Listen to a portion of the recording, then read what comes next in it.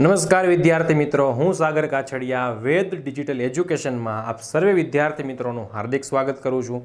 વિદ્યાર્થી મિત્રો, આજે આપણે ચર્ચા કરવા જઈ રહ્યા છીએ ધોરણ 10 વિષય વિજ્ઞાન, જેનું ચેપ્ટર નંબર 3 ધાતુઓ અને અધાતુઓ। આ ચેપ્ટરમાં આપણે ધાતુઓ અને અધાતુઓના ભૌતિક ગુણધર્મ, રાસાયણિક ગુણધર્મ વિશે ખ્યાલ મેળવવાનો છે। આ ઉપરાંત આપણે આ ચેપ્ટરની અંદર મિશ્ર ધાતુઓ વિશે પણ ભણવાનું છે। તો સૌપ્રથમ આ ચેપ્ટરનો આપણો પ્રથમ સવાલ છે કે ધાતુ તત્વોને તેમની વાહકતાના ગુણધર્મને આધારે ઉદાહરણ સહિત વર્ગીકૃત કરો। તત્વોને તેમની વાહકતાને આધારે ઉદાહરણ સહિત વર્ગીકૃત કરો। તો તત્વોને તેમની વાહકતાને આધારે વિદ્યાર્થી મિત્રો 3 પ્રકારમાં વર્ગીકૃત કરેલા છે: ધાતુઓ, અધાતુઓ અને અર્ધધાતુઓ। ચલો, ધાતુઓની જો હું વાત કરું તો કે તેઓની વાહકતાનું મૂલ્ય ખૂબ વધુ હોય છે, એટલે એ સરળતાથી એ વિદ્યુતનું વહન થવા દે છે। એ સરળતાથી વહન થવા દે છે। જેમ કે કોપર, એલ્યુમિનિયમ અને સિલ્વર। આ વિદ્યાર્થી મિત્રો, આ ત્રણેય ધાતુ છે જેમાંથી વિદ્યુતનું સરળતાથી વહન થાય છે। એટલે કે જે આપણા ઘરે જે ઇલેક્ટ્રિક તાર હોય છે, આ તાર છે એ શેના બનેલા હોય? કોપરના, એટલે કે એક ધાતુના બનેલા છે કે વિદ્યુતનું શું કરે? સરળતાથી વહન થવા દે છે। વિદ્યાર્થી મિત્રો, જો તમે આ યુટ્યુબ ચેનલમાં નવા હોય તો અત્યારે જ આપણી વેદ ડિજિટલ એજ્યુકેશન નામની યુટ્યુબ ચેનલ છે એને લાઇક કરો, શેર કરો અને સબસ્ક્રાઇબ કરો, જેના થકી અમારી સરળ સમજૂતીવાળી માહિતીવાળા વિડીયો અમે તમારા સુધી પહોંચાડી શકીએ। અને વિદ્યાર્થી મિત્રો, તમારા માટે વેદ ડિજિટલ એજ્યુકેશન લાવી ગયું છે અને એ છે વેદ ડિજિટલ એજ્યુકેશન નામની એપ્લિકેશન। વિદ્યાર્થી મિત્રો, એપ્લિકેશન તમને ક્યાંથી મળશે? તો તમને આ એપ્લિકેશન મળશે ગૂગલ પ્લે સ્ટોર પર જઈને। પ્લે સ્ટોર પર આ વેદ ડિજિટલ એજ્યુકેશન સર્ચ કરો, આવો સિમ્બોલ દેખાય, તે એપ્લિકેશન ડાઉનલોડ કરો, ઇન્સ્ટોલ કરો, ત્યારબાદ તમારો 10 આંકડાનો મોબાઈલ નંબર એન્ટર કરો, સેન્ડ ઓટીપી દબાવો એટલે તમારા મોબાઈલમાં ઓટીપી આવશે।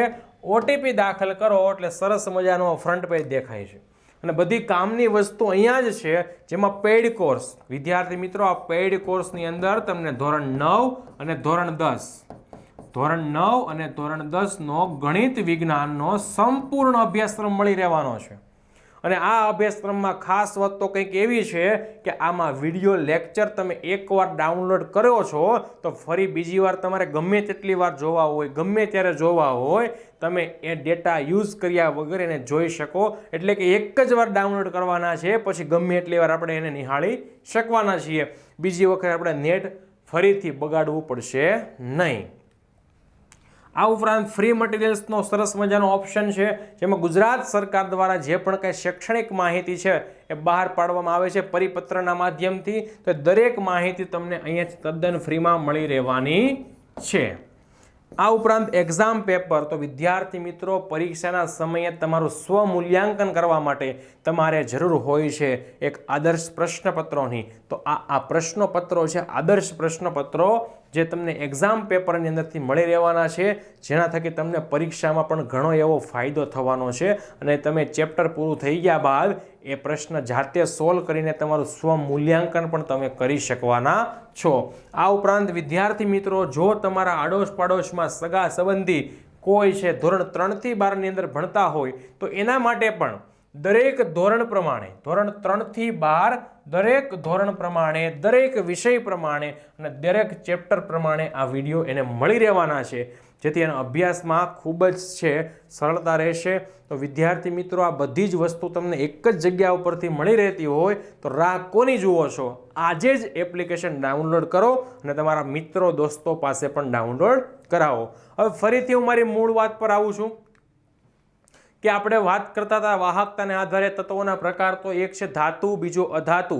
હવે એમાં અધાતુની આપણે વાત કરીએ। અધાતુ તત્વો, અધાતુ તત્વો કોને કહેવાય? તો કે તેઓની વાહકતાનું મૂલ્ય ખૂબ જ ઓછું હોય। એની વાહકતા કેવી હોય? ખૂબ જ ઓછી, જેમ કે oxygen, O2, nitrogen, N2, chlorine, Cl2, sulphur, કે જે વિદ્યુતના કેવા હોય? અવાહક હોય છે। આ દરેક ઓક્સિજન, નાઇટ્રોજન, ક્લોરીન, સલ્ફર આ બધા છે એ વિદ્યુતનું સરળતાથી વહન થવા દેતા નથી, એના અવાહક છે. ત્યારબાદ ત્રીજું છે અર્ધધાતુ. તો અર્ધધાતુ કોને કહેવાય? તો કે તેઓની વાહકતાનું મૂલ્ય ધાતુ કરતાં ઓછું અને અધાતુ કરતાં વધારે, એટલે કે અર્ધધાતુ છે એની વાહકતાની જો હું વાત કરું, અર્ધધાતુ આ બધી વાહકતાનો હું ક્રમ અહીંયા દર્શાવું છું. તો હું કીધું ધાતુ તત્વ કરતાં ઓછું, ધાતુ કરતાં કેવું હોય છે? ઓછું. અને અધાતુ કરતાં કેવું હોય છે? વધારે હોય છે. અર્ધધાતુનું ધાતુ કરતાં વાહકતા ઓછી, અધાતુ કરતાં વધારે હોય છે. જો એના ઉદાહરણની વાત કરીએ તો કે silicon, Si, germanium, Ge, boron, silicon, germanium. એમાં આ સિલિકોન અને જર્મેનિયમ, આ સિલિકોન અને જર્મેનિયમ આ શું છે? અર્ધધાતુ તત્વો છે. હવે આગળ વાત કરીએ ધાતુના સામાન્ય ગુણધર્મ લખો. વિદ્યાર્થી મિત્રો, 2 માર્ક માટે તમારી પરીક્ષામાં તમને આઈએમપી સવાલ છે. ધાતુના ગુણધર્મો સમજાવો. તો સૌ પ્રથમ વાત કરીએ તો કે ધાતુઓ તેની શુદ્ધ અવસ્થામાં ચળકાટ ધરાવે છે. દરેક ધાતુ જે શુદ્ધ હોય છે એટલે ચળકાટ ધરાવે છે, જે તમે અહીંયા જોઈ શકો છો. ત્યારબાદ બીજો ગુણધર્મ, તે ઓરડાના તાપમાને ઘન અને સખત હોય છે. જેમ કે લોખંડ, એલ્યુમિનિયમ છે, ઓરડાના તાપમાને સખત હોય છે. પણ એક અપવાદ છે, પરીક્ષામાં તમને અપવાદ જ યાદ રાખવાના છે, કારણ કે હેતુલક્ષી માટે એ ઉપયોગી છે. આ પારો શું છે? અપવાદ. દરેક ધાતુ છે એ ઘન અવસ્થામાં હોય છે, જ્યારે પારો છે એ પ્રવાહી અવસ્થાની અંદર હોય છે. પારો છે એ પ્રવાહી અવસ્થાની અંદર હોય છે. ત્યારબાદ ત્રીજું, તે તણાવપણા અને ટીપાવપણાનો ગુણધર્મ ધરાવે છે. તણાવપણું એટલે કે જેને તાણીને તાર બનાવી શકાય, કે જેમાંથી શું બને? તાર બને. અને જેને ટીપીને એમાંથી પતરા બનાવી શકાય. તો કે ધાતુને ટીપવાથી એ ભાંગતા નથી, ભૂકો નથી થતા, એને ટીપવાથી એ પોળા પડે છે, એનું સ્તર આછું થાય છે, અર્થાત કે પતરા બનાવી શકાય. અને ખેંચો તો લાંબા થાય છે, એને શું કરી શકાય? તાર પણ બનાવી શકાય છે. તે ઉષ્માના અને વિદ્યુતના સારા વાહકો છે. એટલા માટે મારી તમારી ઘરે જે ઇલેક્ટ્રિકના જે તાર છે, તારની અંદર જે વપરાય છે આ એ છે ધાતુ. શું કામ? તો કે એ ઉષ્માનું શું કરે છે? સરળતાથી વહન કરે છે. વિદ્યુતનું સરળતાથી એ પોતે વહન કરે છે. ત્યારબાદ પાંચમું, તેના ગલનબિંદુ ઊંચા હોય છે. ગલનબિંદુ એટલે કે જે તાપમાને ઘન અવસ્થામાંથી પ્રવાહીમાં રૂપાંતર થાય. જે તાપમાને ઘનમાંથી પ્રવાહીમાં રૂપાંતર થાય, આ તાપમાનને કહેવાય ગલનબિંદુ. તો તમારે ઘન પદાર્થ છે એ ધાતુનો હોય, માનો કે લોખંડ છે, આ લોખંડ ઘન અવસ્થામાં છે, તમારે પ્રવાહી બનાવવું છે તો ખૂબ જ વધારે તાપમાનથી એને ગરમ કરવું પડશે. એટલે કે એઓના ગલનબિંદુ પણ કેવા હોય છે વિદ્યાર્થી મિત્રો? એઓના ગલનબિંદુ પણ ઊંચા હોય છે. ચલો ત્યારબાદ તે રણકાર ઉત્પન્ન કરે છે. તમારા હાથમાંથી કોઈ લોખંડની પાઇપ નીચે પડી જાય છે તો એ રણકાર એટલે કે એમાંથી અવાજ નીકળે છે, એ અવાજ ધરાવે છે. અહીંયા તમે જોઈ શકો ટંકોરી જે છે, આ ટંકોરી છે, આપણે મંદિરમાં ઉપયોગ કરીએ છીએ, દીવાબત્તી કરીએ ત્યારે. તો આ ટંકોરી શેની બની? ધાતુની. દીવાબત્તી કરો, ટંકોરી વગાડો, અવાજ આવે છે, રણકાર ઉત્પન્ન થાય છે, ધાતુની છે એટલા માટે. જો એ અધાતુની હોત તો રણકાર આવત નહીં. ત્યારબાદ આગળનો પ્રશ્ન, અધાતુ તત્વોના એવા ઉદાહરણ આપો કે જે ઘન, વાયુ અને પ્રવાહી સ્વરૂપે જોવા મળે. અધાતુ તત્વની આપણને વાત કરી છે, તો ઘન સ્વરૂપમાં કયા કયા અધાતુ તત્વ છે? એક તો કાર્બન, સલ્ફર અને આયોડીન. કાર્બન, સલ્ફર અને આયોડીન. હવે પ્રવાહી સ્વરૂપમાં જો અધાતુ તત્વની હું વાત કરું તો એ છે બ્રોમિન. વિદ્યાર્થી મિત્રો, આ છે મોસ્ટ આઈએમપી છે તમારા માટે. અધાતુ તત્વ અને એ પણ પાછું પ્રવાહીમાં, તો કોણ આવશે? બ્રોમિન. કોણ આવશે? બ્રોમિન આવશે. હવે વાયુ સ્વરૂપના અધાતુની હું વાત કરું તો આવશે ઓક્સિજન, હાઇડ્રોજન અને નાઇટ્રોજન. ઓક્સિજન, હાઇડ્રોજન અને નાઇટ્રોજન. ટૂંકમાં અધાતુ તત્વ છે એ ઘન, પ્રવાહી, વાયુ ત્રણેયમાં છે. એમાં પ્રવાહીનું ખાસ તમારે યાદ રાખવાનું છે, પ્રવાહી સ્વરૂપમાં કોણ છે તો કે બ્રોમિન છે. ચલો ત્યારબાદ આગળ આપણે વાત કરીએ કે અધાતુ તત્વ જે છે, અધાતુ તત્વોના સામાન્ય ગુણધર્મો જણાવો. અધાતુ તત્વના સામાન્ય ગુણધર્મો જણાવો. વિદ્યાર્થી મિત્રો, આ પ્રશ્ન પણ તમારી બોર્ડની પરીક્ષા માટે મોસ્ટ આઈએમપી છે. 2 પ્રશ્ન તમારે કરીને જવાના છે. ધાતુ અને અધાતુના ગુણધર્મો. પરીક્ષામાં તમને છે ધાતુ તત્વના ભૌતિક ગુણધર્મ સમજાવો, અથવા તો બીજો સવાલ પૂછે કે અધાતુ તત્વોના ભૌતિક ગુણધર્મ લખો. તો પરીક્ષામાં તમારે ભૌતિક શબ્દ વાપરો છે. અહીંયા સવાલમાં કયો શબ્દ વાપરો? સામાન્ય. બંનેનો અર્થ કેવો થાય છે? એક જ થાય છે. તો આપણે હમણાં જે ભણી ગયા એ શું ભણી ગયા તો કે ધાતુના ભૌતિક ગુણધર્મ. હવે જે અત્યારે ભણવા જઈ રહ્યા છીએ એ અધાતુના ભૌતિક ગુણધર્મની વાત કરીએ. તો સૌપ્રથમ પહેલું કે અધાતુ મોટા ભાગે ઘન અને વાયુ સ્વરૂપમાં હોય. જ્યારે ધાતુ શેમાં હતી? ઘન. તો એમાં અપવાદ કોણ હતો તો કે એમાં અપવાદ હતો પારો, જે પ્રવાહી સ્વરૂપે હતો. અધાતુ ઘન અને વાયુ, તો એમાં પણ અપવાદ છે. કોણ તો કે બ્રોમિન. એ બ્રોમિન છે એ પ્રવાહી સ્વરૂપે હોય છે. આ પણ તમારા 1 માર્કના હેતુલક્ષી માટે તમને ઉપયોગી રહેવાનું છે. આ ઉપરાંત તે ઉષ્મા અને વિદ્યુતના અવાહક હોય છે. હવે આપણે ધાતુ તત્વની અંદર વાત કરી ગયા કે ધાતુ તત્વમાં તમારા ઘરમાં જે વીજળીના તાર હોય છે એમાં અંદર ધાતુ તત્વ હોય છે અને ઉપર અવાહક પડ લગાવેલું હોય છે. અવાહક પડ લગાવેલું હોય છે.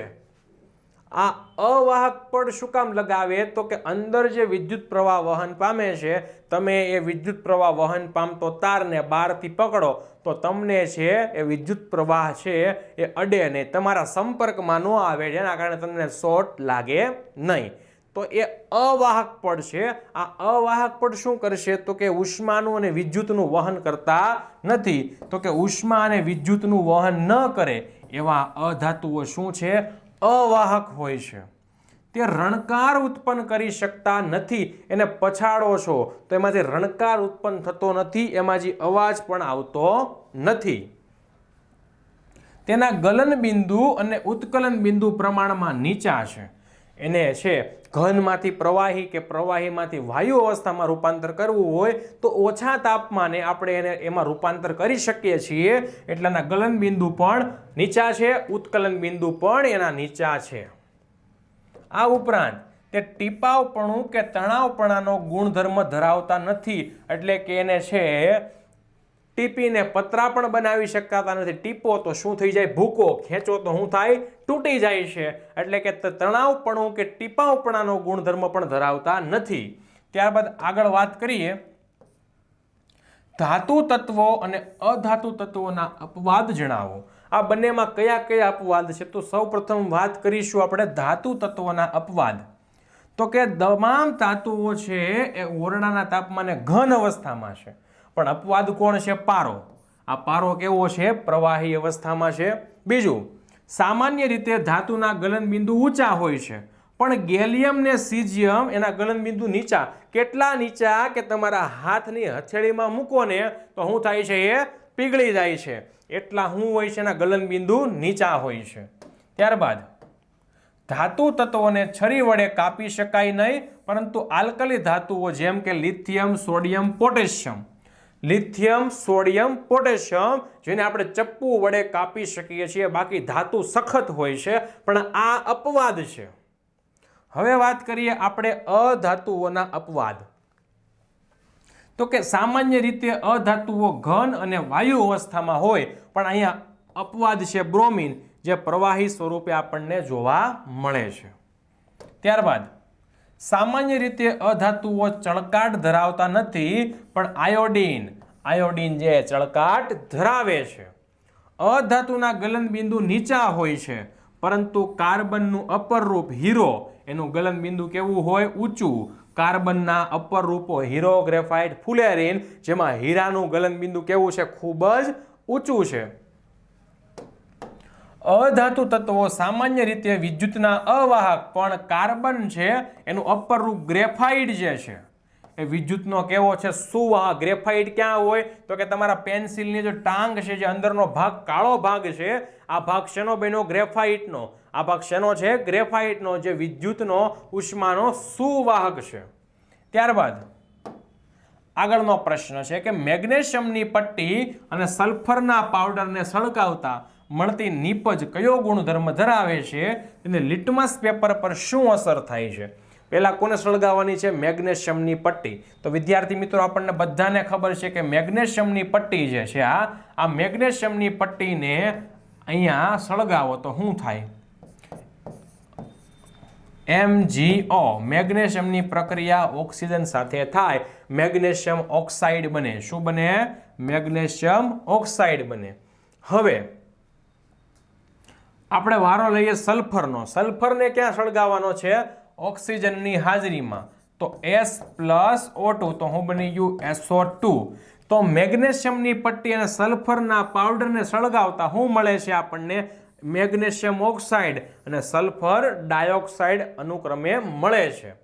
હવે આ મેગ્નેશિયમ ઓક્સાઇડ જે છે બેઝિક ગુણધર્મ ધરાવે છે.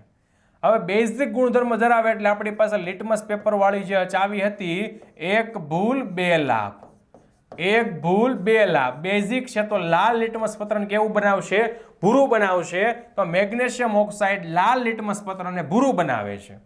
જ્યારે સલ્ફર ડાયોક્સાઇડ છે એસિડિક ગુણધર્મ ધરાવે, અને એ એટલે એસિડ. એસિડ શું કરશે? ભૂરા લિટમસ પત્રને લાલ બનાવે છે. એ શું કરશે? ભૂરાને કેવું બનાવે છે? લાલ. મેગ્નેશિયમ ઓક્સાઇડ બેઝિક છે, જે લાલ લિટમસ પત્રને ભૂરું બનાવે છે. સલ્ફર ડાયોક્સાઇડ એસિડિક છે, જે ભૂરા લિટમસ પત્રને કેવું બનાવે છે? લાલ લિટમસ પત્રમાં રૂપાંતર કરે છે. ત્યારબાદ આગળનો પ્રશ્ન કે એવી ધાતુનું ઉદાહરણ આપો કે જે ઓરડાના તાપમાને કેવી છે? પ્રવાહી છે. તો કોણ આવશે? ધાતુ કીધું વિદ્યાર્થી મિત્રો, ખાસ ધ્યાન રાખો. ધાતુ કીધું છે તો કોણ આવશે? મર્ક્યુરી. પણ જો ત્યાં શું કીધું હોત? અધાતુ. અહીંયા શું કીધું હોત? અધાતુ. તો ઓરડાના તાપમાને કઈ અધાતુ પ્રવાહી છે? તો કે બ્રોમિન. ધાતુ કીધું એટલે પારો, અધાતુ કીધું હોત તો બ્રોમિન. છરી વડે આસાનીથી કાપી શકાય એવું કોણ છે? તો કે lithium, sodium, potassium. Lithium, sodium અને પોટેશિયમ જે સરળતાથી કાપી શકાય છે, અને એ પણ પાછું ચપ્પુ વડે. ત્યારબાદ ઉષ્માની ઉત્તમ વાહક કોણ છે? તો ઉષ્માના ઉત્તમ વાહક સિલ્વર અને કોપર. જેથી જે વીજળીના તાર છે એમાં અંદર કોપર વપરાય છે. શું વપરાય છે? કોપર વપરાય છે. ઉષ્માની મંદ વાહક છે કોણ છે? તો કે લેડ અને મર્ક્યુરી. લેડ અને મર્ક્યુરી જે ઉષ્માની કેવી છે? મંદ વાહક છે. ત્યારબાદ આગળનો પ્રશ્ન કે ટીપાવપણું અને તણાવપણાનો અર્થ સમજાવો. કોને ટીપાવપણું કહેવાય? કોને તણાવપણું કહેવાય? તો ચલો ટીપાવપણાની જો આપણે વાત કરીએ તો કે ધાતુને ટીપી ટીપીને એમાંથી પાતળા પતરા બનાવવાની જે ક્રિયા છે, આને કહેવાય ટીપાવપણું. એના ઉપર છે હથોડાનો ઘા મારી મારીને એને એકદમ પાતળા સ્તરમાં રૂપાંતર કરવાની પ્રક્રિયા, એટલે કે પતરા બનાવવાની પ્રક્રિયા, એને કહેવાય ટીપાવપણું. જ્યારે તણાવપણુંની વાત કરીએ, તણાવપણું કોને કહેવાય? તો કે ધાતુને ખેંચી ખેંચીને પાતળા તારની અંદર રૂપાંતર કરવાની જે ક્ષમતા છે, આ ક્ષમતાને શું કહેવાય? તણાવપણું કહેવાય છે. તો વિદ્યાર્થી મિત્રો, આ સાથે આપણો વિડીયો અહીંયા થાય છે પૂર્ણ. ફરીથી મળીશું આપણે નવા વિડીયો સાથે. અસ્તુ. જય હિન્દ, જય ભારત.